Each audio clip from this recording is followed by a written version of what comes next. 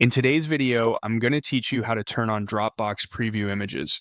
If you want to see image previews more easily inside Dropbox, this is a quick setting to check and a simple feature to use.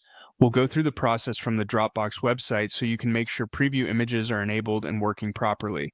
To begin, open your web browser and search for Dropbox. From the search results, click on the official Dropbox website to make sure you're accessing the correct platform. Once the site opens, sign into your Dropbox account if you aren't already logged in. After you're inside Dropbox, look over to the left-hand navigation menu and click on All Files.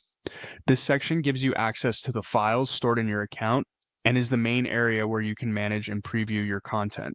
If you're trying to confirm whether image previews are available, this is the best place to start because you'll be able to see your stored items in one view.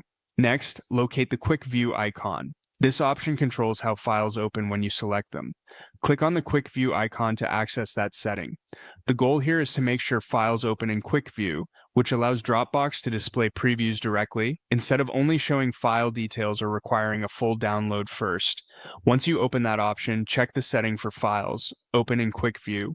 If this is enabled, Dropbox will be ready to show previews for supported file types, including many common image formats. This is the key part of the process because without Quick View turned on, image previews may not appear the way you expect. After confirming that setting, go back to your files and click on an image. This will load the preview so you can view the picture directly inside Dropbox.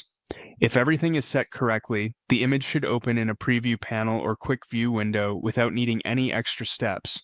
If the preview doesn't appear right away, give it a moment to load, especially if the image file is large or your internet connection is slow. It's also a good idea to make sure the file type is supported by Dropbox Preview. And that's it.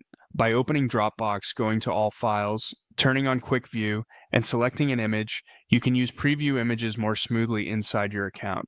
This makes browsing visual files much faster and more convenient, especially if you're working with lots of photos or graphics.